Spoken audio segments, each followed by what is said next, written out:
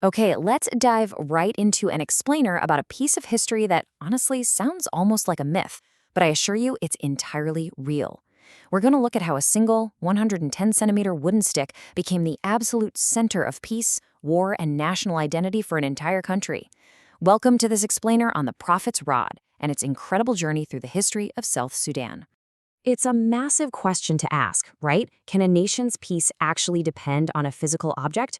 Well, to wrap our heads around the incredibly complex history of South Sudan, we have to trace the epic 150-year journey of a powerful artifact known as the Dang. This isn't just some story about a wooden rod. This is a sprawling narrative about the Nuer people, colonial empires, decades of exile, and a desperate ongoing search for lasting peace. Section 1. The Prophet and His Rod, Ngundeng Bong. Our story kicks off with Ngundeng Bong, who lived from roughly 1830 to 1906. Now, early in his life, around the 1860s, Ngundeng started having seizures and acting pretty strangely. In fact, his mother's people initially thought he was mad. They even called him a fool. But eventually, his community realized something far more profound was happening. They believed he wasn't mad at all. He was seized by Kuath, by divinity, and he actually spoke with the voice of the divinity Dang. Because of this immense spiritual authority, Ngundeng held the power of life and death in his community. But what he chose to do with that power was a real game changer. He used his influence to preach a social philosophy of peace, strongly condemning all the inter-Nuer feuds and raids that were happening at the time. Now, what I find truly fascinating here is the physical reality of his ceremonial rod, the Dang. We're not talking about some glowing magical symbol from a fantasy movie. We are talking about a very tangible, earthy object. It was fashioned directly from the root of a kot or tamarind tree. It measures about 110 centimeters long, so a little over 3 feet, and it's intricately wrapped and decorated with copper wire.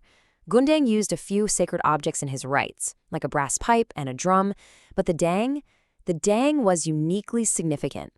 And its early history is just steeped in irony. Because despite being this great prophet of peace, Ngundeng was actually forced to defend his people during an invasion by the neighboring Dinka around 1879. This was the Battle of Potting. And get this, it was literally the only battle Ngundeng ever fought. During the chaos of that conflict, the rod was fractured. It cracked. And from that exact moment on, Ngundeng himself forever referred to it as his broken Dang. Section 2. Captured by the Empire. A dramatic clash. So, Ngundeng passed away in 1906. After his death, his son, Gek, claimed to be seized by the divinity Dang as well, and he inherited all of his father's sacred relics, including that broken Dang. But the geopolitical landscape was shifting fast. Sudan had been conquered by Britain and Egypt, and Gek inevitably found himself on a collision course with the ruling government. This all culminated tragically on February 8, 1929, when Gek was killed in battle with the Sudan Defense Force. And in the bloody aftermath of that fight, British officers scooped up his father's sacred relics as trophies of war. Now, pay close attention to what happened next, because the relics were suddenly split up. The brass pipe and the small drum were taken away and eventually put on display in an ethnographic museum in Khartoum. Decades later, in 1978, they were officially restored to the Nuer by presidential order and safely kept by Ngundeng's descendants. But the Dang? The Dang suffered a totally different fate. It was snatched by a guy named Percy Coryat, who happened to be the first British district commissioner to learn to speak Nuer. He took the rod as a personal trophy, packed his bags, and just like that, the Dang completely vanished from the Nuer people for decades. Fast forward to the mid-1970s. A historian digging into the area's past discovered that the Dang had been taken all the way to England by the Coryat family. When the local commissioner reported this massive discovery back to the Nuer elders, they made this profound, incredibly emotional declaration. They said they would never be able to live in peace until the Dang was returned. Think about that for a second. For the Nuer, this wasn't just a hunt for some lost antique. The very peace and stability of their entire community were spiritually tethered to the physical presence of that broken piece of tamarind wood. Section 3. Exile in an Oxford basement. A bizarre chapter. For 70 long years, the Dang was marooned thousands of miles away from its rightful home. After Percy Coryat had it, it passed to his widow and eventually down to his daughter, Honor Baines. Now, there were actually some rumblings in the 70s and 80s about returning it, but by then, Sudan was being ripped apart by a massive civil war, making a safe return virtually impossible. Finally, tired of waiting for a war that seemed like it would never end, Honor Baines did the unthinkable in 1999. She suddenly tossed this highly sacred artifact into a public auction in England, casually lumping it in with a bunch of her father's old photographs. And this is where the story takes a wildly fascinating turn.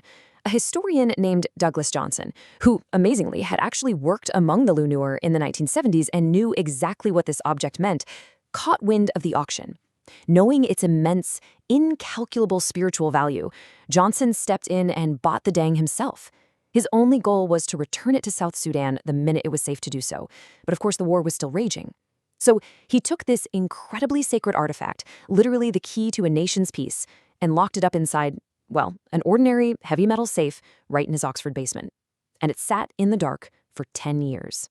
I have to say, I absolutely love this next detail.